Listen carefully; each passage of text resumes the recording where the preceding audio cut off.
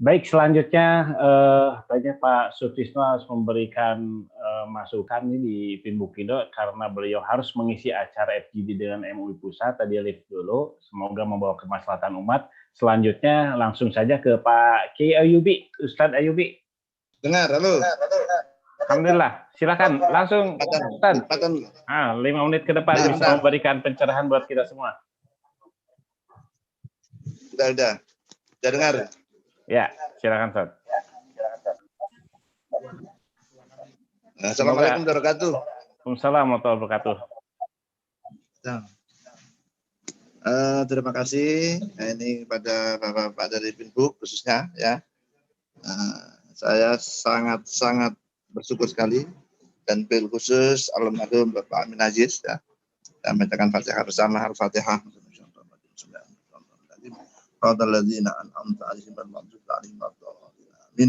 Mudah-mudahan dosa saya beliau diampuni, amal ibadahnya diterima dan semuanya ya dapat jariah dari beliau ya, ilmunya ini ya. Kami dulu tahun 2004 ini kalau Pak Aslihan waktu itu wakilnya Pak Amin Aziz pernah ke desa kami di Karangcangkeng di Posok di Gresik ya. Waktu itu kami terima kasih melalui Pinbuk dapat bantuan dari sosial itu 125 juta.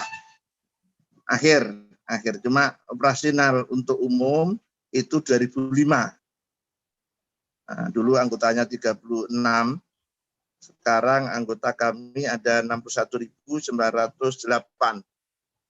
Aset kami sekarang sudah 280-an M. Posisi Oktober kemarin. Ya ini belum jadi menir. Ya. Kantor kami ada 1 kantor pusat, 26 kantor cabang, Gresik, Lamongan, Tuban, Bojonegoro, 1 kantor kas. Ya. Alhamdulillah. Ya.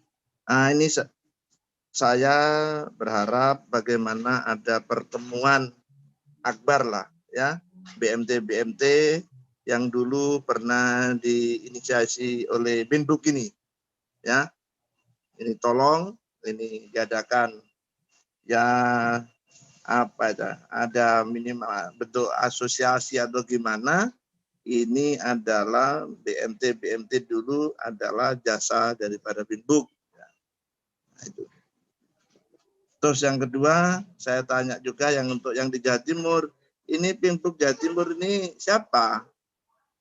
Nah ini tolong ya, supaya kami semuanya ini yang di Jawa Timur kan ada itu dulu. Itu dulu ada 44 se-Indonesia itu BMT. Kami semestinya tidak berubah menjadi sejahtera, mohon maaf. Kami ahli bina provinsi itu maunya tetap kubah sejahtera. Tapi dari provinsi tidak boleh nama itu bilangnya. Sehingga ada perubahan mandiri sejahtera itu. Jadi mohon maaf kami tidak, kok nggak gelem namaku Bejahtera, enggak. Saya semestinya mesti bangga dengan Bejahtera. Dan program Kube juga kami tetap ada di kami ya. Nah, tetap ada. Saya kira itu dari saya. Jadi pertama terima kasih pada Pinbuk ya. Yang kami bisa besar ini ya. Semuanya adalah jasa-jasa dari Pinbuk ya. Kedua, bagaimana ada pertemuan akbar BMT yang telah diinisiasi oleh Pinbuk. Itu tolong untuk difasilitasi ya, sehingga nanti mungkin ada terbentuk asosiasi. Yang ketiga, Pinbuk Jawa Timur itu siapa? Nah, tolong kami juga ingin ketemu, ingin disambangi. Saya kira itu dari saya. Terima kasih. Baik. Assalamualaikum warahmatullahi wabarakatuh. Waalaikumsalam warahmatullahi wabarakatuh. Terima kasih. Ustadz Sutisno sudah bisa masuk lagi ya? Pak Sutrisno Singotirto. Assalamualaikum Pak Sut. Waalaikumsalam warahmatullahi wabarakatuh. Alhamdulillah.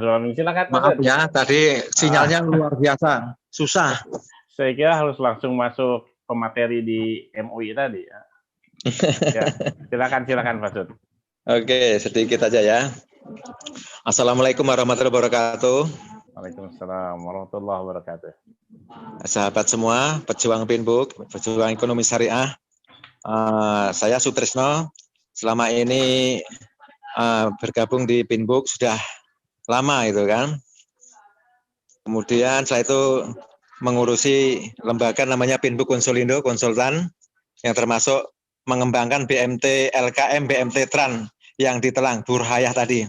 Di sana mungkin sudah tumbuh sekitar 6 atau 7 BMT LKM, BMT Tran di Banyuasin, kemudian di Kapuas, ada juga yang di Kalimantan Barat, ada juga yang sudah di Luwu Utara dulu dikembangkan oleh teman-teman Pinbook Sulawesi Selatan, Mas Anwar.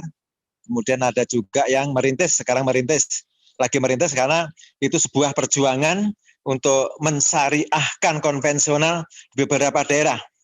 Dan saat ini Pinbook Indo telah membuat konsep mau membuat sebuah LKM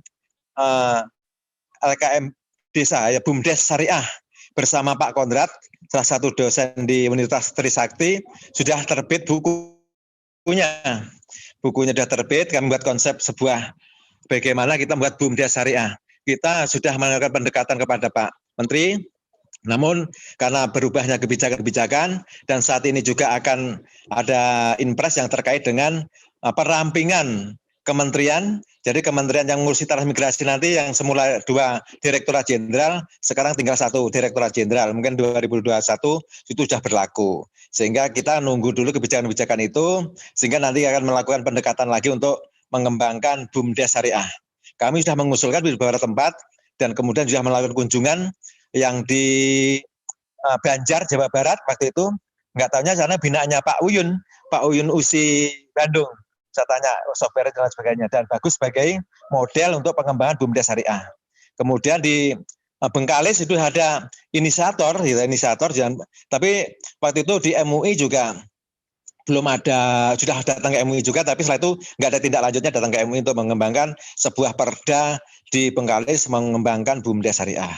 Saya kira itu penting bagi Pinbook ke depan agar beraudiensi kepada Menteri Desa untuk menawarkan konsep BUMDes Syariah. Terutama unit usaha kan ada 2.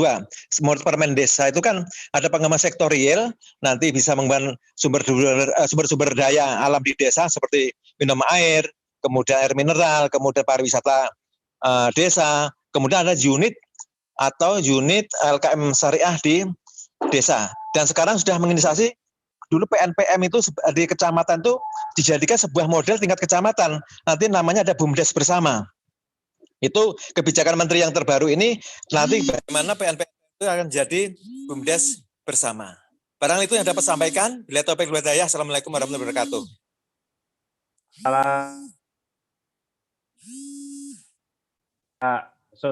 Pak Sutisno, terima kasih. Alhamdulillah telah memberikan masukannya buat kita semuanya. Saya mohon Pak Aris Mufti barangkali memberikan nasihat kepada kami semua. Bisa Pak Aris Kultum buat kami semua. Pak Aris Mufti, halo, masih bersama kami ya? Masih. Mangga Pak Yai Madal. Ya, saya ini aja lah, ngasih insight saja. Jadi tahun 2021 itu nanti Indonesia akan jadi medan peperangan daripada e-money ya, e-wallet ya. Karena kita masih 52% penduduk Indonesia itu masih belum pakai bank ya. Dan penggunaan kartu kredit juga masih sekitar di bawah 1%. Di bawah 0,1%, bukan 1% ya. Jadi pasti kesan larinya. Dan sekitar 2017 itu uang transaksi di e-money kita itu sekitar 1 miliar US dollar atau 15 triliun, dan tahun 2018 itu sudah di 3 miliar US dollar, berarti sekitar 45 triliun. Itu di 2018. Di 2020 ini pasti lebih naik lagi. Dan salah satu raja daripada e-money kita tahun 2018 itu floating fund-nya itu di angka 100 triliun. Berarti kalau dia ditaruh di bank buku 4 atau di SPI dan lain-lain dapat 1%, makanya floating fund daripada transaksi penduduk kita itu income pasifnya itu sekitar 1 triliun. Nah, kemudian kita memiliki 30 local payment method ya. Nah, 35 itu adalah basisnya hanya 4 yang hebat ya. Artinya mulai GoPay nomor 1 kalau nggak salah, nomor 2 itu Dana, nomor 3 itu OVO, nomor 4 itu Link ya. Nah, kita bisa melihat yang 3 itu swasta, yang Link itu BUMN lah ya. Nah, ada yang 100% murni tapi nggak pernah digunain nama kita. Namanya Petren ya.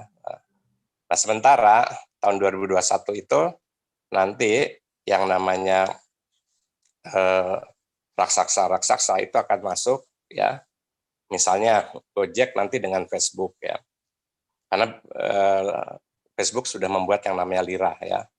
Nah, itu makanya karena Facebook membuat, maka Cina akan membuat yang namanya China Digital Payment System berbasis blockchain dan berbasis emas, jadi dinar. Jadi mungkin dia akan yang akan merajai ke depan. Tapi di 2001 itu nanti Alipay yang termasuk terbesar di dunia, dia akan kongsian dengan Bank Mandiri dan Bank Rakyat Indonesia atau BUMN lah ya. Nanti dengan Link dia. Sementara WeChat Pay akan kawin dengan CIMB Niaga. Nah, selain itu Alipay juga akan kolaborasi dengan Dana ya. Jadi pertanyaannya BMT gimana nanti? Belum PayPal ya. Jadi sebetulnya Mavifulus, Manfus, Lilfulus, Mulus itu.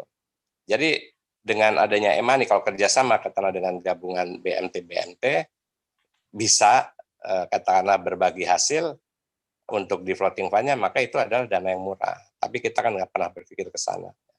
Jadi poin saya adalah silahkan juga lihat ya, kenapa Samuel Game Go di Korea itu adalah kayak BMT.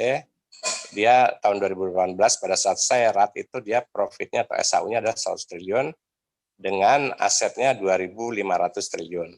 Pada saat yang sama BUMN kita asetnya 8.000 dan profitnya 200 triliun, 2 kali lipat lebih banyak. Profitnya, asetnya sekitar 3 kali lebih banyak. Tapi problemnya adalah BUMN kita itu 700 perusahaan. Sementara Samuel Game Go itu cuma satu BMT. Samuel Game Go itu adalah Inkopta. Kenapa bisa ke sana? Karena di setiap desa ada lembaga keuangan desa atau koperasi desa yang berinduk dan menggunakan konsep Apex. Nah, kesalahan kita barangkali kita belajarnya, dan itu kesalahan saya lah pada saat saya dulu setup BMT pertama di 92 barengan dengan waktu Bang Muhammad, terus bikin P3UK, itu salah satu angkatan pertamanya itu Mas Budi Purnomo ya. Lalu nyebar, kita cuma fokus di keuangan. Padahal kekuatan dari Nabi Muhammad SAW itu yang pertama adalah kekuatan di orangnya. Jadi SDM itu harus dilatih, memang betul semangatnya. Kalau itu dilatih, maka nggak akan terjadi 26 BMT nggak sehat, hanya 20 BMT yang sehat, kata Mbak Emma tadi, AVS ya. Nah, artinya apa? Manusia yang harus duluan. Terus yang kedua, setelah manusia itu adalah benih uangnya, dan benih uangnya itu adalah memang dari tabungan, bukannya pinjam simpan, tapi simpan pinjam. Nah, kesalahan kita adalah kita naruhnya di bank ya, lalu minjemnya di BMT karena kita nggak mungkin pinjam di sana. Nah, untuk itu Apex harus mulai difokuskan dengan 12 fungsinya. Dan yang ketiga, kesalahan kita adalah uang itu nggak akan bisa membuat ekonomi bergerak. Yang membuat ekonomi bergerak itu adalah sektorialnya. Jadi kekuatan daripada BMT itu sebenarnya adalah 3 in 1 ya. Pertama, kekuatan moneternya atau uang di transaksinya atau di simpanannya. Yang kedua itu adalah di sektorialnya ya. Jadi kalau di Korea itu disebut beli desa bela bangsa ya. Yang ketiga itu adalah di sosialnya. Kalau kita sebut adalah wakaf, infak, sedekah, hibah ya. Khususnya wakaf tadi. Nah, jadi barangkali tadi paparan dari siapa namanya Mas Vence itu sangat bagus. Mas Ahlian juga bagus. Nah, tolong ini lagi peta jalannya itu harus 3 hal tadi mengerucut. 1, benih manusianya ya, SDM-nya, dan yang kedua adalah benih uangnya, dananya. Jadi kita harus berani termasuk menggunakan digitalisasinya untuk yang sifatnya payment sistemnya itu nanti harus yang berpihak pada kita. Minimal kalau kita belum punya, kita pakailah yang memang 100% muslim, yaitu Petren. minimal kalau nggak PTN belum nyambung, padahal PTN kan nyambung kemana-mana, kita menggunakan link syariah ya, link aja syariah. Nah, dengan kekuatan bersama kita minta bagian ya namanya floating fund-nya atau biaya transaksinya kita harus minta, baru kita besarkan. Kalau kita membesarkan yang tadi raksasa-raksasa tadi, walaupun dia basisnya katakanlah dalam negeri tadi yang saya katakan misalnya GoPay, OVO, Dana ya, tapi di belakangnya raksasa yang besar ya. Iya. Atau kita pakai link juga nanti raksasa belas besar di belakangnya. Nah, mudah-mudahan ini menjadi pelajaran bagi kita ya. Baik, Saya terima kira kasih. pertemuan hari ini bagus dan tolong dilanjutkan dengan implementasinya secara detail. Itu saja barangkali. Wabillahi taufiq wal hidayah. Wassalamualaikum warahmatullahi wabarakatuh. Waalaikumsalam warahmatullahi wabarakatuh. Baik, terima kasih teman-teman sahabat semua. Alhamdulillah sharing kita dari beberapa teman-teman sudah memberikan masukan, semoga bermanfaat bagi kita. Dari pemaparan narasumber yang luar biasa tadi, dari diskusi para peserta, kita coba beberapa poin-poin penting yang dapat kita jadikan catatan hasil forum ini. Yang pertama adalah bagaimana mengembangkan BMT 4.0 yang menjadi satu giroh penguatan BMT di berbagai tempat nantinya, lalu kemudian kaderisasi, konsep tentang perhatian kepada kesalihan BMT-nya, lalu ekosistem ekonomi dan keuangan syariahnya, dan pesan dari Pak Aris tadi tentang masalah persiapan teknologi untuk BMT dalam rangka menghadapi perang teknologi. Semoga ini bermanfaat buat kita semua.